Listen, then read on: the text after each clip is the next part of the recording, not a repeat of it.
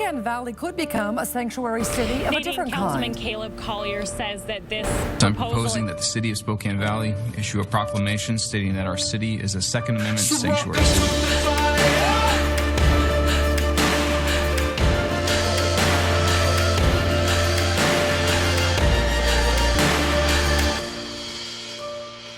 Welcome to the fire. Today on Church and State, the dangers of data centers with Sean Patrick Tario. Hello, Christian Patriots, and welcome to Church and State, where we drive morality and religion over tolerance and apathy. And I'm your host, Caleb Collier, once again, your favorite far-right shock jock, and the show that talks about politics and religion. Jesus Christ is our referee, so it's always nice and clean. Real quick, I'm going to point you to the website, churchandstate.media. Fill out this registration form for us, ladies and gentlemen. You'll get our newsletter and, of course, a personal phone call from yours truly. While you're on the website, check out some of our most recent episodes. We continue to cover hard-hitting subjects, things that you're not hearing really anywhere else. Also, check out our featured guests, incredible people over the years that have joined us. And with every single one of those, just click on the name. You can listen to the interview right there. Also, please explore the great affiliates that we have here. We'll be talking about one of those after the break. But they're great companies that I personally believe in. One of them I work for. But, you know, they're just good stuff. And with every single one of those, use the promo code Church and State. Some of those you'll get a discount on. But regardless, you'll be helping to support us. And speaking of support, look, we're growing, ladies and gentlemen. It's been an awesome ride for us here at Church and State. But your donations help us get there. Look, we're already part of NRB TV, Prepper Broadcasting Network, CDM, Newscasters, Your News, so many different platforms that have brought us on. We also have that great opportunity to expand into AM/FM radio, to be nationally syndicated in direct competition with people like Mark Levin. Come on. I want to be in competition with Mark Levin, but we need your help, ladies and gentlemen. Give us a hit on the donate button, whatever you can afford. It helps us get there. Lastly, if you want to get a hold of us, churchandstate1776 at proton.me. With that, let's go ahead and bring on our guest. I think I butchered his last name. It's probably not the best thing for me to butcher my boss's last name, but, you know, that's kind of what I do here. Sean Patrick Tario, okay, is an incredible individual. I so love working for him. He's the CEO and founder of Mark37.com. We'll be talking about that, like I said, after the break. But, Sean, great to have you back on the show. Glad to be here, man. You can butcher my name all you want, buddy. I called you the Church and State guy for about the first month and a half. You know what? That is okay. true.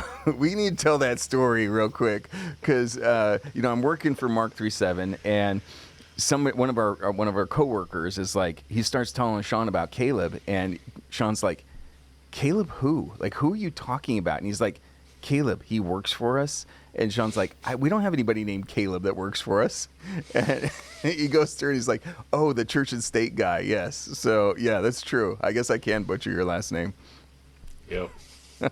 Happens when you got a million things going on at the same time. That's exactly what it is. Yeah. So we'll talk about Mark 37 after the break because I really want to heavily promote it. But I want to talk to you about data centers because these are popping up all over the countries. You got a massive one going up in Utah right now. You've got the dude from Shark Tank, Kevin O'Leary, who's pushing this thing and attacking anybody who stands against it.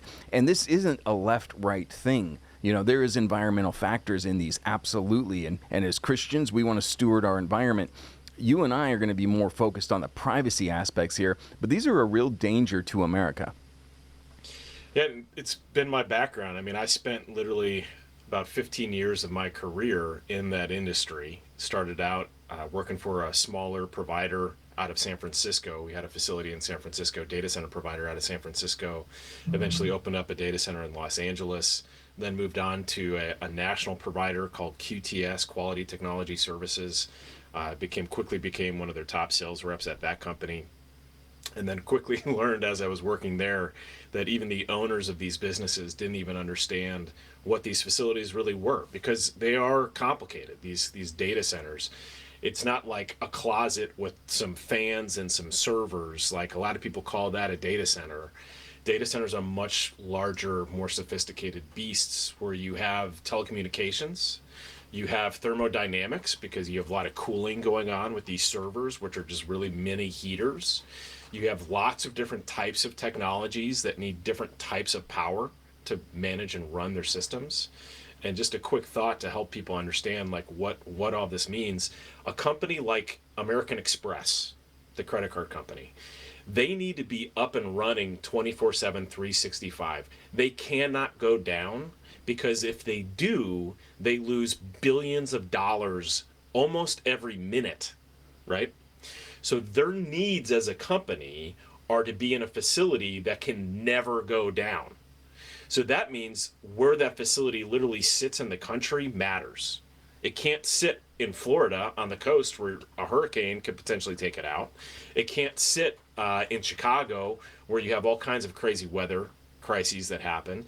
It has to sit in a location that is really neutral from natural disasters, and also has the ability, if for whatever reason it does go down, has fuel that can get to it. So if you're going to be running on diesel generator power, which is what most of the backup systems are for these facilities, you need to be able to get fuel to these facilities.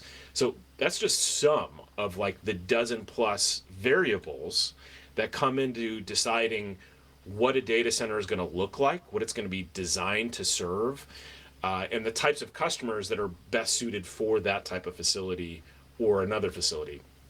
So me just, yeah, sorry. No, go ahead. Keep going. Me being an entrepreneur and just me being a geek and me wanting to understand systems and like loving to learn how the world works. I loved this industry when I first got in because it was so fascinating to me. There were so many, like you could keep learning about that industry every day and you would never know enough. And it's just constantly evolving and changing.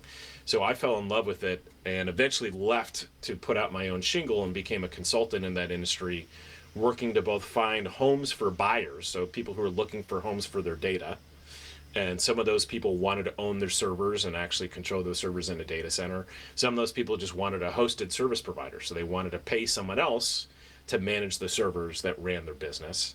And then you had hybrid scenarios of customers that wanted to own some of their stuff, but not all their stuff. And so I became very adept and informed in that space, so much so that I eventually wrote a book called the Data Center Colocation Industry Playbook, which is really the core for most data center providers. Actually feed that book to new people that come into that industry.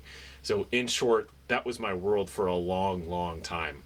And even had a podcast like yours called the I Love Data Centers. You can actually go to ilovedatacenters.com and interviewed some of the most brilliant people in that industry and learned very quickly like who came at it from a libertarian, godly mindset, and who came at that industry from a pure, let's just make as much money as we possibly can as quickly as possible, which then helped me when I eventually started a company back in 2020, to help address the fact that everyone was getting deplatformed, because I kind of knew exactly who to go to that was on our team. Sure. Yeah. So you are well versed. You are an expert on this. Now, in the region that I'm in, Spokane, Washington, we just found out that they're trying to put a data center in here. And the power company has been approached. It's been revealed just literally, I think, yesterday that this is, in fact, going to be a data center. And they're going to be taking the power of about half of the populace that this provider currently has. So I know through some back channels that they've already talked with with this data center that they're going to have to supply the infrastructure, the money for supporting it and all this, for building it. But a lot of the people are up in arms in this region, and rightfully so. Let's talk about the environmental factor here, because as I said, this isn't a left-right issue, okay? This is people who want to care for the environment, want to be able to have power for their homes, people that have concerns with privacy issues and surveillance. But the environmental factor is a big one when you're looking at more of those who would call themselves more of the left-wing ideologies, all right? And so let's talk about this, because this consumes a lot of natural resources, the water pollution. Let's talk about all that. Yeah, so you mentioned one of the key pieces. So there is a lot of misinformation and disinformation in the market about these facilities. And to be clear, I view a data center is really just a massive computer. That's kind of what you have to view it as such. And it's a technological tool that can be used to deliver services to all kinds of different companies. So what matters is who owns these facilities and what data and information and companies are managing the infrastructure inside this facility. So if we have psychopaths who are trying to enslave and control us building these facilities like Facebook, Google, Microsoft, Amazon, I mean, the list goes on, right? Then I have a problem with that data center, 100%, hands down. If that facility is being used to aggregate flock data and or do surveillance, like the vast majority of the data centers that our government manages, like you mentioned the big data center being built in Utah, there's a lot of hand-waving stuff that goes on in the industry because people don't realize there are thousands of these facilities already in the country. So the fact that there's a couple more that are being built right now, for me, it's like, well, where were you 20 years ago when these things were starting to be built? Like, and people are like, well, we just didn't know about it. We didn't know how much of a threat of it was going to be. We just have to start to realize that there's a reason why certain things hit the media and hit the narrative that we all start paying attention to. And maybe it's not because there's something like truly for us to be so afraid of. It's just to shift narrative. It's to get people distracted. But for me, the key is who owns the facility. What is it going to be used for? Because these facilities are literally owned by real estate companies. They're owned by real estate companies. So it's not the, what matters is who's putting their servers inside that facility. And the other key from a power perspective is, as you mentioned, they're putting up millions of dollars to build out new substations, and so that power company can go generate more power to service the demand. Most people think that load is going to come out of the households, that there's going to be brownouts, there's going to be blackouts. That is not usually the case. The vast majority of the time, that is not the case. They're actually, these data center companies, if they have the contracts in hand and they have the money, they'll go and they'll actually build and give the money to the power company so that they can go acquire more power to put onto the grid. So that's key. Like, those who are freaking out about, like, oh, we're not going to have power in our community if this new data center comes in, that's just not true. It's just not. Like, that's not why we have rolling brownouts and blackouts. We have rolling brownouts and blackouts because the companies that are running our municipality that control our energy grids are running on infrastructure that's like 30, 40, 50 years old. That's why, right? So as you dig into these industries, you start to understand how this stuff actually works. You can kind of make more sense out of the fear porn that's just being pushed out about a lot of this stuff. But the other thing from an environmental perspective is the water systems, right? So a lot of people are like, well, they're going to take all the water from our water municipality and we're going to have crap water in our system. Well, there's lots of ways to, like, the question is, what is the water being used for? Why does a data center even need water? Most of them don't. In fact, the vast majority of the new data centers being built don't need water because they're running on coolant. The water is typically used for the air conditioning systems that are cooling the servers in the data center. But there's many ways to go about doing that. You can use water to cool, or you can use refrigerant and coolant to run your AC systems so that you don't even need water. So the question isn't like, you have to understand what is the purpose of this data center, how are they designing that data center, and if they're saying they need water, why? Why do they need water? Most of them don't and shouldn't. In fact, most of the new technology coming out in the data center industry is around liquid cooling. But that's a mineral liquid solution that's not primarily water. It's in fact oil. It's an oil-based solution. So you literally have servers sitting inside baths of mineral oil. That's what they're sitting in because it's much faster to disseminate the heat and push the heat out of the system.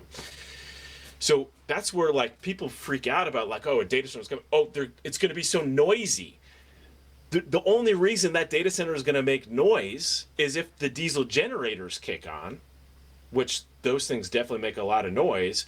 But in most cities and counties, there's ordinances where they have to contain these big diesel generators in these, like, enclosures that limit that noise. And people say, well, there's going to be an eyesore. Well, also, there's ordinances in most counties and cities such that if they do deploy these things, they have to put up huge walls that, like, comply with all the other architecture in the area.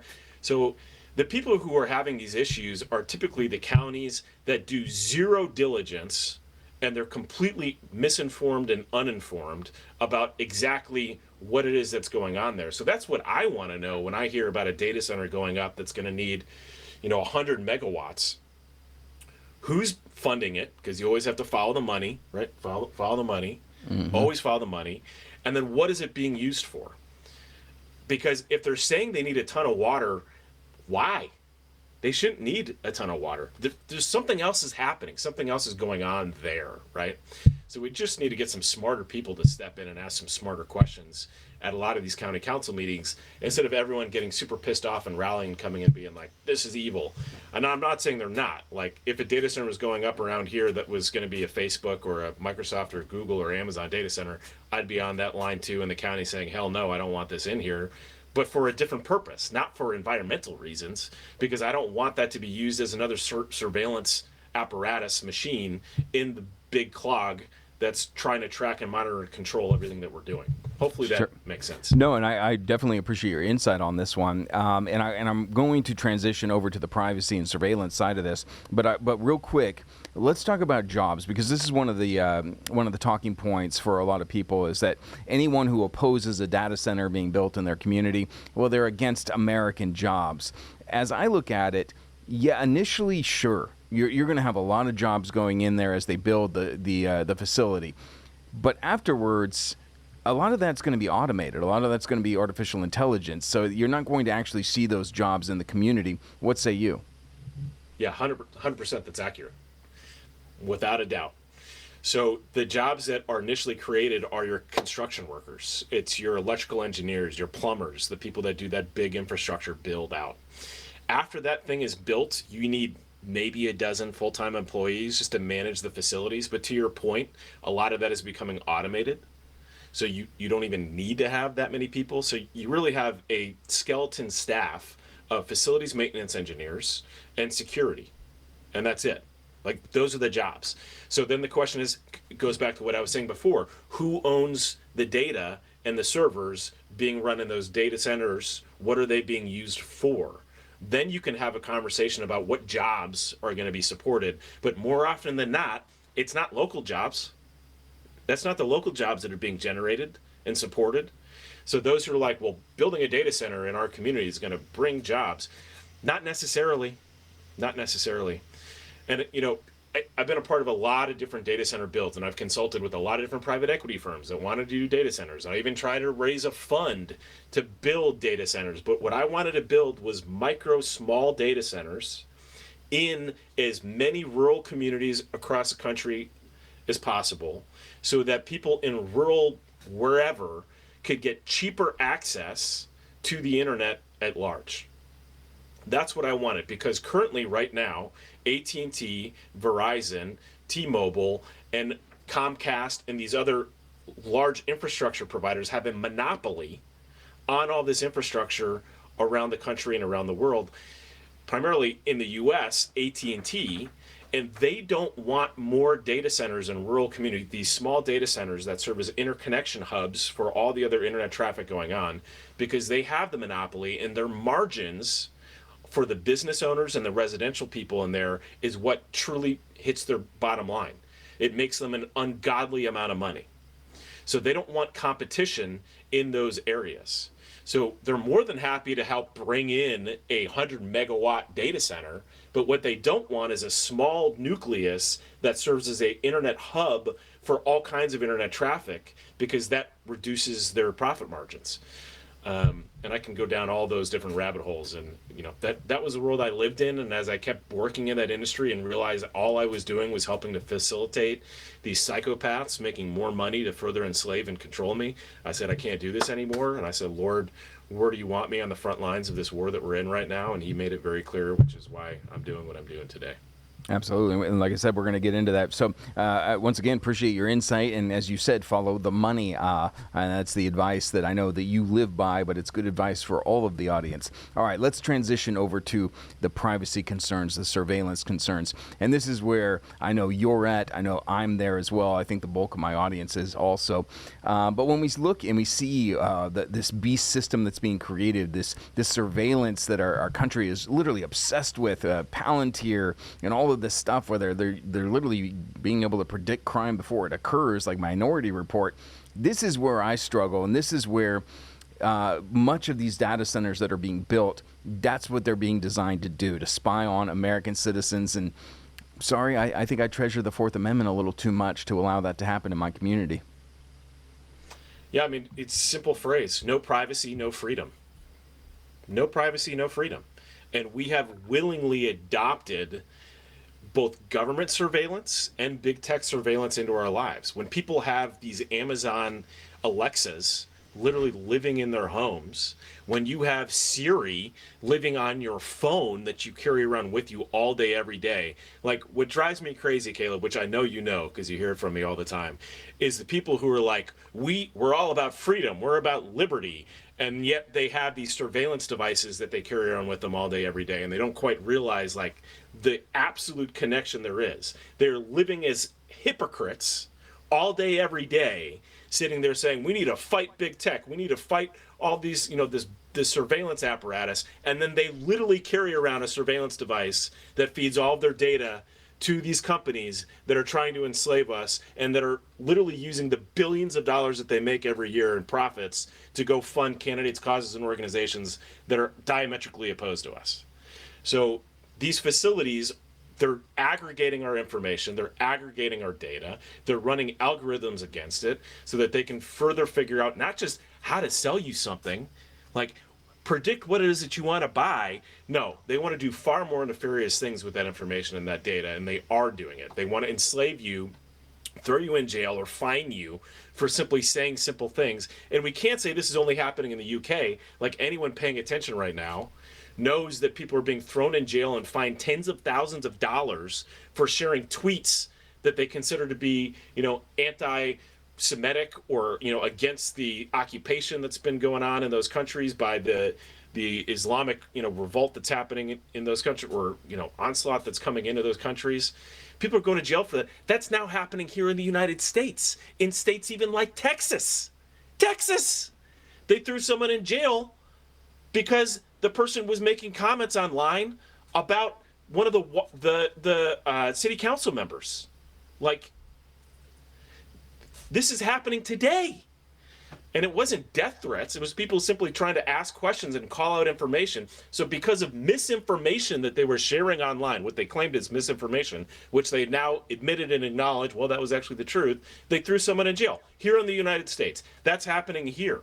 So, hell no, I'm not okay with this. I'm not okay with more data collection. What we need to be doing is bringing technology, this beautiful technology that we have, these algorithms, all this really smart stuff, putting it in our homes and then giving us control.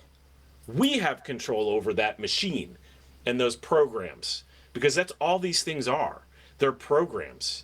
And if you have a program, kind of like a firearm, in the hands of someone who has ethics and values and morals and has restraint and knows how to use it appropriately, that can be a very valuable tool for you to, enjoy yourself, go hunting, feed your family, protect yourself, or in the hands of a psychopath killer, which is what we're dealing with, these people who own these companies, these tools, these data centers are being used against us.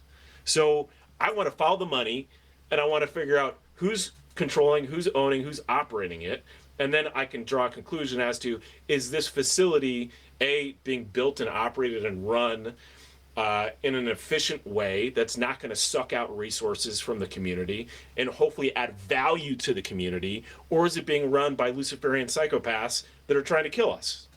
And unfortunately, that's not a hard conversation to have once you know the right questions to ask. And I think this is sound advice, and I hope that the the Spokane residents that watch this show are going to use this information so that they're informed, so that they can ask the right questions at the city council meetings, at the county commissioner meetings, because that's what I want. We want to get to the truth of this.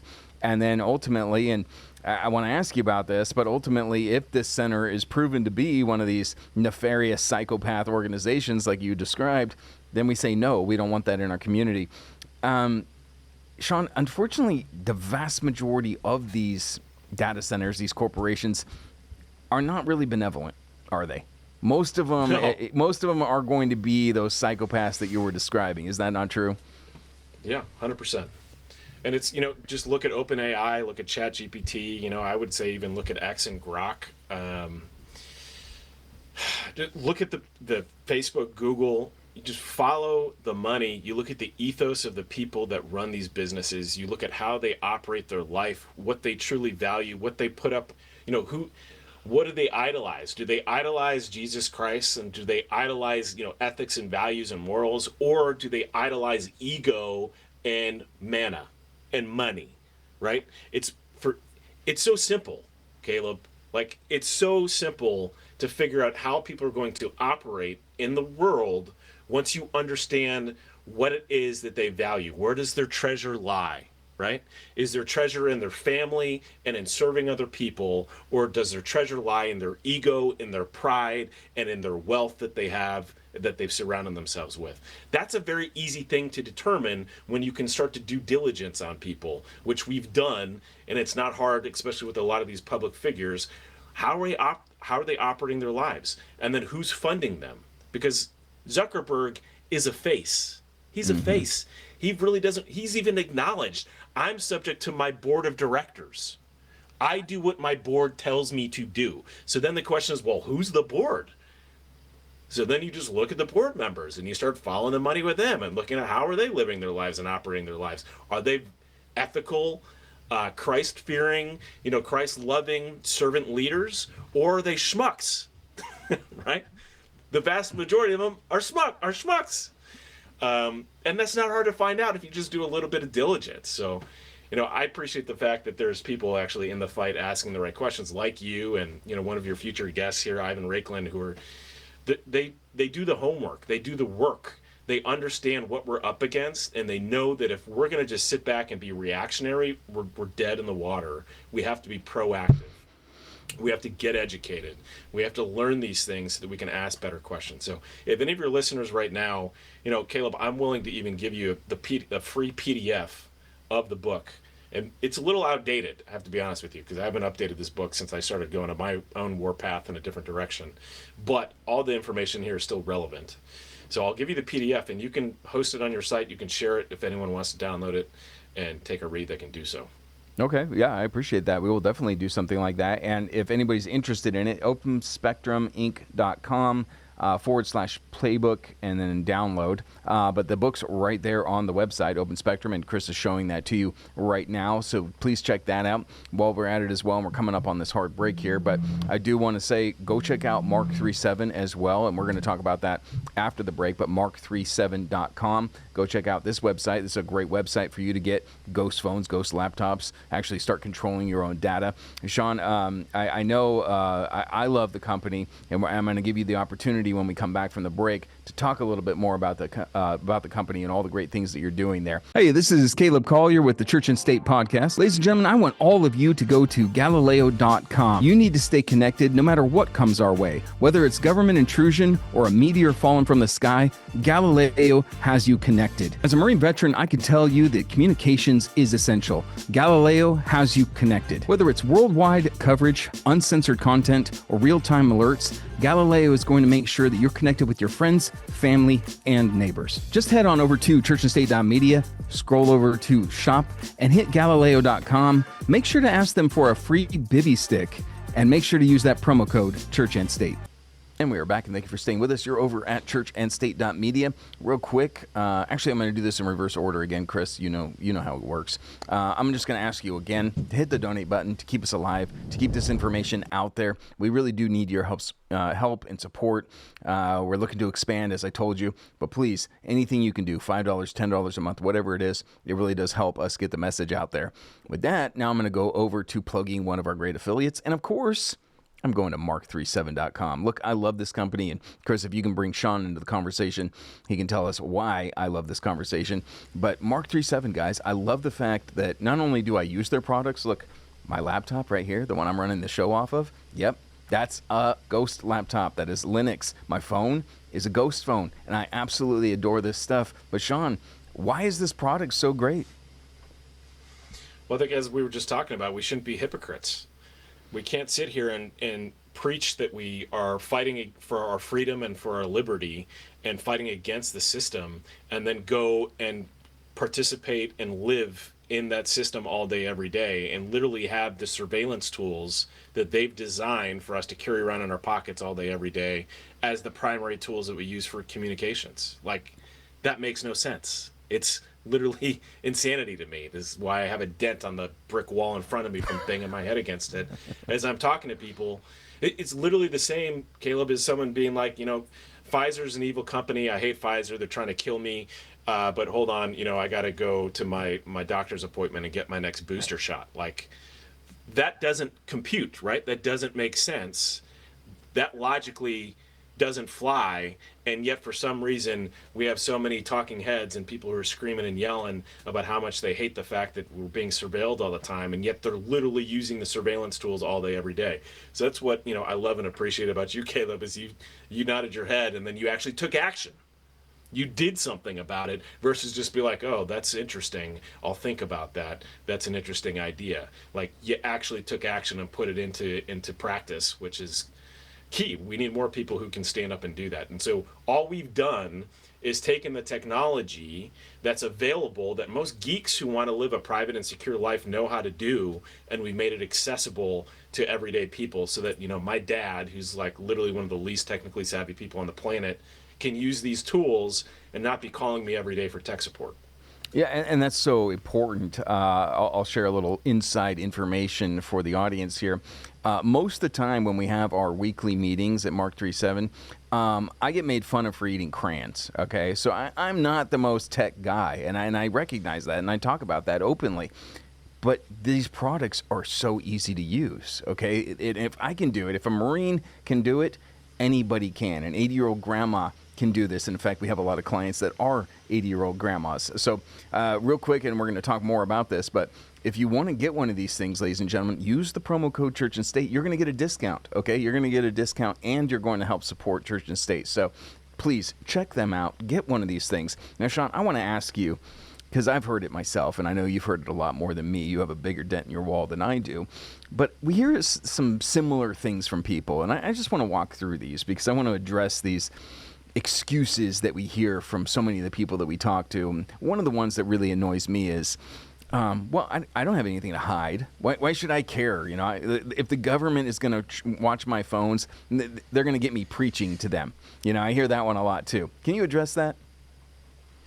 Yeah, I mean, there's so many ways to address that, and I've heard that God knows how many times. The folks who think that some FBI agent is dedicated to them and is just sitting there literally listening to all of their phone calls is kidding themselves. That's a pride thing. That's an ego thing. It's not a reality thing. Your information, your phone calls are being transcribed, and that is going onto one of these data centers that they're trying to build, and it's living on a server somewhere, and then they're running an algorithm against it saying, were any of the keywords used that we've flagged as something that should be worth considering and looking at, and then it will contextually look at the whole conversation and say, is this something that needs to be flagged even more and brought to someone's attention or not? The vast majority of those conversations are not being flagged and brought to any individual's attention. The simple fact that that conversation is being recorded and transcribed and kept indefinitely on servers inside these facilities is a problem, and we should ask ourselves, well, how do I prevent that from happening? Because if we realize that the very companies that are taking all this information and all this data are using it against us and working against us, and they're trying to figure out what are the hot topics, what are the buttons that I can press on this person to make them spend a little more time on a platform, or to use against them potentially in a court of law in the future if we have some new regime change where all of a sudden they say everything's an open book and we go full, communist United Kingdom or Australia or China or Canada, right? They're going to have access to all these logs, and they're going to be like, well, Caleb, what you said 7 years ago about the Jews, or what you said 2 years ago about the Muslims, or what you said just yesterday about the gays, we're going to use that against you, and we're going to limit your access to your financial bank accounts, your whatever. But if you're someone who's saying, well, I've never said anything mean online, I don't use social media, and I'm just a very good person, so I have nothing to worry about. Does your Fourth Amendment matter? Does your privacy matter? Does your freedom of speech matter? Yes, it does. And if you're saying, well, no, not really, then get the heck out of here. Why are you even listening to this podcast in the first place? You should go live in China for a year, in communist China for a year, or just move to Canada for a year and see how that goes, right? You're going to start to learn real quick that living in these communist countries is not everything it's cracked up to be. So when you start to realize, yes, my First Amendment matters, I'm not planning on offending anybody, but I probably will, but I'm not planning on doing it, but I should still be able to say whatever the hell I want to whoever the heck I want. I'm not planning on shooting anybody or killing anybody, but I should still be able to have a firearm to use as self-defense if I want to. And I'm not planning, I don't need the government literally living in my home all day, every day, which is what they're doing now. So when we realize that Microsoft and Facebook and AT&T and Verizon, these big companies are literally for national security purposes, proxies of our own government, and they have access and control into the operating systems that run all of our devices, they see everything we see, they hear everything we hear, and all of that data has been used to create these new AI models. You're like, well, how have these AI models been able to get so smart? Their dictation is so great, and how are they able to grow so quickly? It's literally, you signed on the terms of service when you started using these tools and these devices, all of your data away, to include your device taking pictures and video all day, every day. So it's literally scanning your facial expressions and learning from that data to then help train its models. And you signed off on that. You signed off on that. You don't know because you didn't read your terms of service Who does? no one else, Yeah. for the most part. But that's what you signed off on. So if you're going to sit there and have the attitude of well, I've got nothing to hide, get out of here. Go move to China. Seriously, stop wasting my time and ruining my country. I'm right there with you. One of the other ones that really annoys me, and it predominantly comes from the iPhone users, and I just got to tell you, you iPhone people, most of the time I kind of want to backhand you. I can't help myself. I'm sorry. I know I'm offensive. It's just comes with the territory. But a lot of them, they'll say, well, I just love how it's all interconnected, with their closed source system, and it's connected to my MacBook and everything, and it just really works really well.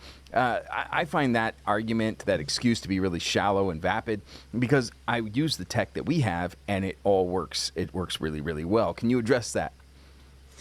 Yeah, convenience is a reality. It's a reason why people still go to McDonald's. People who are I know I shouldn't eat junk food, but they'll still go to Arby's. They'll go wherever. They'll still go to Chick-fil-A, right? And you're like, well, Chick-fil-A is owned by a good company. Yeah, but their food is still garbage and trash and killing you. It's still not good food for you. You shouldn't eat that every day. Maybe once a month, okay, but that should not be part of your regular diet. That's not good food. So as you learn more about these things and realize the digital poison that you're consuming by using these tools, you start to have to say, okay, maybe I need to take a shift and realize that the convenience factor is something that can be, as you're alluding to, totally taken care of on this other spectrum. It may mean that you have to take a little bit of time to learn the new tool, learn the new system, but it's not like you're walking into this abyss and you're just going to be totally lost and you're going to have to spend hours and hours. Every question that you think you have has already been solved. We've already solved it. And that's what we've spent 4 years building as a business is all the documentation, so that when you say, well, how do I do this? How do I do that? What's the alternative to? We can point you to the solution so that you don't have to spend 5-6 hours trying to figure this stuff out on your own. And that's why, I get frustrated when I do talk to those Apple customers who are like, well, I spent 6 hours today trying to migrate this, that, and the other. And I'm like, why? That's like me saying, I spent 6 hours trying to do a plumbing job in my house, and I'm not a plumber, trying to figure this stuff out on my own, when all I had to do was call the plumber, who's done this thousands of times, which has happened to me many times, and he was like, bro, all you need is this tool, and you do it in this way, and the problem's solved in like 5 minutes. And I'm like, oh, of course. Why didn't I call you sooner, right? So people who they waste so much energy and time trying to figure these things out, it's already been solved for. You just have to know where to go to get the information. And that's why our business exists. Because just like a firearm, you don't just buy something and you're like, oh, this thing is going to make me private and safe. That's not the case. You have to get a little bit educated and trained on how to use it appropriately, like the firearm. Because giving grandma the grenade launcher isn't going to make her safer. In fact, she's going to be probably more at risk and more of a threat to herself and the people around her if she doesn't have the training and know how to use it. But moreover, that thing is way too much for her. And this is another important point. Like, people who are using iPhones, they don't even understand how the heck the thing works in the first place. They just know that it works. They're literally holding the most sophisticated, advanced psychological warfare weapon ever designed in their hands and carrying it around on their person all day, every day. Like, it is a weapon. We have to treat it as such. And if you're saying, well, I don't really understand how this thing works, that's a problem. If all you're using your phone for is some basic browsing, phone calls, text messages, and maybe like navigation every now and again, I can convince you very easily you don't need a smartphone. In fact, that's the last thing you should be using. It's going to add more complexity. It's going to add more problems to your life. All you need is a basic flip phone or dumb phone and maybe a Garmin GPS in your car to navigate you where you need to go. And even having that conversation with a lot of our customers, like, lifts this weight off their shoulders, and they're like, wait, so I don't need a smartphone? You're totally right. I can do most of the things that I think I need to do from my phone on my laptop at home or my desktop at home. I don't need to do that from my phone. And like, maybe that will allow you to pick your head up and have a conversation with the people around you during the day, and like relearn how to be a human being and communicate with other people. Yeah, I absolutely love that. I've used this platform so many times to just rail against individuals who their entire existence is just a phone in front of their face. It's like that. It's like the alien from the movie where the phone's growing a tail and it's wrapped itself around your neck and it's just clawed onto your face like that. It's sad to see, and especially when you're around parents and their kids are just wanting the attention, and the parents are just, hold on, don't bother me. It's really sad. So as we're kind of closing this out, I want to address some of the really cool features on specifically the Ghost Phone, because I want the audience to get one of these things, okay? The sandboxing application, I absolutely love this thing. I travel for my work. You know that because you travel with me a lot. But I have Uber sandboxed because it's hard to get a cab anymore at airports. So you're using Uber, but I don't want Uber on my phone. So I isolated it through the sandbox, and I'm using very generic terms. You can inform the audience a little bit more on this, but I still have Uber on my phone, but it doesn't have access to everything on my phone. So please address the sandboxing because it's a really cool feature. Yeah, so it's basically compartmentalizing that application on your phone into like its own totally separate environment. So the app can still work and you control what access that application actually has on your device. And because you now control the operating system, if an update happens or Apple or Google just decides that they want to refresh things, those settings don't change. You are responsible for those settings. So you determine what Uber has access to. And if you put it isolated in its own little quarantine area, it can't see any of your contacts. It can't see anything else going on your device. It's going to have some of your information. Like, you can't say, well, I logged on to my Facebook account from my phone. Is it going to know me? Well, of course it's going to know you. You just logged into your account. It's not going to truly make you disappear. And I have to say this, but for April 1st, we threw out a campaign that we called Phantom Mode on the Ghost Phone. and it was April Fool's Day, right? And we said it will make your phone completely disappear. You won't even be able to see it. No one will even know it's around. We literally had customers and potential customers contacting us saying, how do I activate this? How do I do, this is amazing. How can I do this? And we were like, are you serious? Like, seriously? You think this is a thing? We did it as a joke, but people actually took us seriously. But you just have to get smarter about how you use these tools, and you can use Facebook. You can use WhatsApp. Like, a lot of people have to talk to relatives via WhatsApp, even though WhatsApp is controlled by Facebook and has all kinds of, bad people on those platforms using it. You can still use it. You can just quarantine it so that it doesn't have access to anything else going on your phone. Sure, I love it. And as any kitty cat will tell you, what happens in the sandbox stays in the sandbox. So it's a great feature. The other one that I love, too, is the nuke code. I love this thing. And I don't pretend like I'm this really important person. Chris won't allow me, neither will my wife. But if I ever got scooped up by one of the alphabet agencies and they wanted my phone, I can enter in a code into my phone and it nukes it. It's worthless. That's awesome. Mike Lindell, I bet he wishes he had one of our phones when he got scooped up.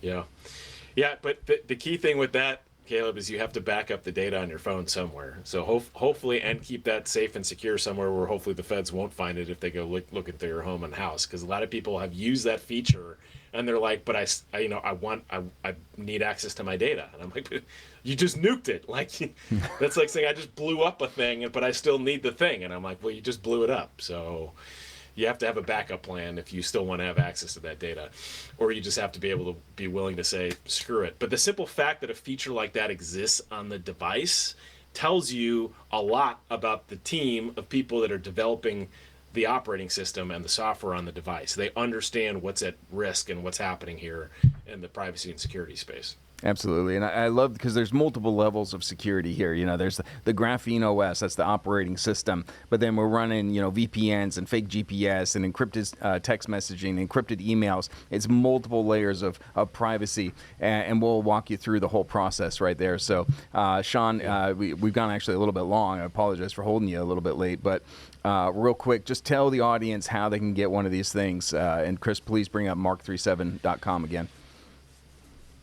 You go to the link on Caleb's site.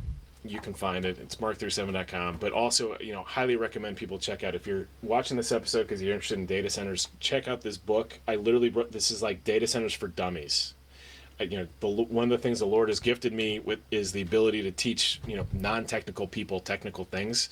It's a byproduct of my dad being the least technically savvy person on the planet and me having to explain this stuff to him over the years. But I've taken that now and moved it from the data center industry into these devices and into servers and all the rest of it and laptops and whatnot. So that book, I think, is going to be very valuable for those who are wanting to learn more about the data center industry. And of course, if anyone has any specific questions or wants help with something going on, you can reach out to me directly. I'm at Sean, SEAN, at mark37.com. Happy to answer anything data center related as well.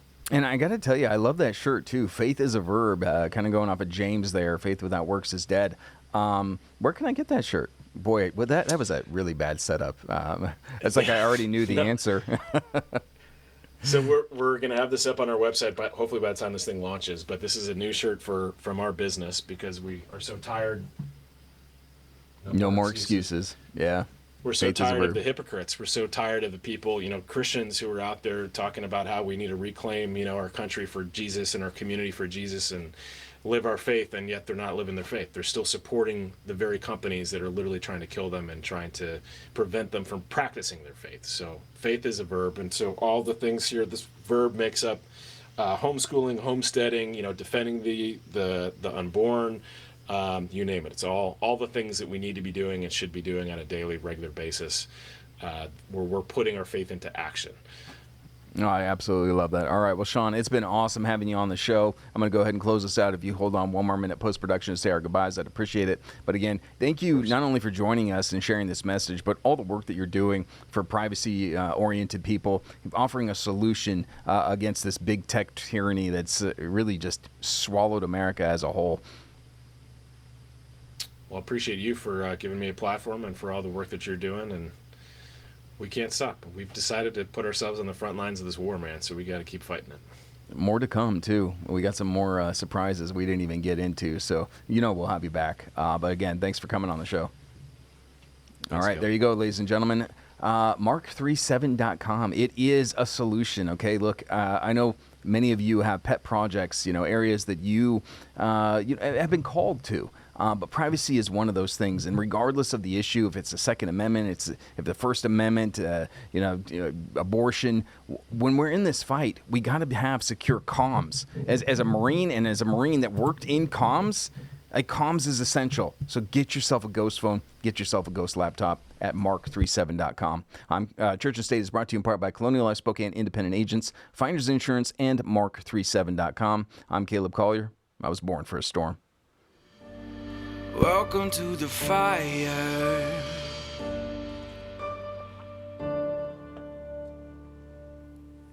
This is Caleb Collier with churchandstate.media. Ladies and gentlemen, if you're not sleeping on my pillow, do you even patriot? I got to tell you, this is the most wonderful stuff from a man who's given it all for your freedoms. Whether it be the pillow, the sheets, or the slippers, I absolutely adore My Pillow. My Pillow has the greatest products around. I know when I want to shuffle around in my bathrobe and slippers and yell at the neighbors, of course I'm buying from My Pillow. I need you to head on over to churchandstate.media, scroll over to shop, because every single time that you purchase any of these products using the promo code Church and State, you ensure that we keep our message out on the air. I thank everybody for your support in using promo code Church and State. You guys go to mypillow.com/Church and State too, and then you get your own little platform right there, everybody. Ladies and gentlemen, I want all of you to be a walking billboard. Some of us don't have platforms such as Church and State, but you know what? We can wear t-shirts and engage in great conversations with Christians and patriots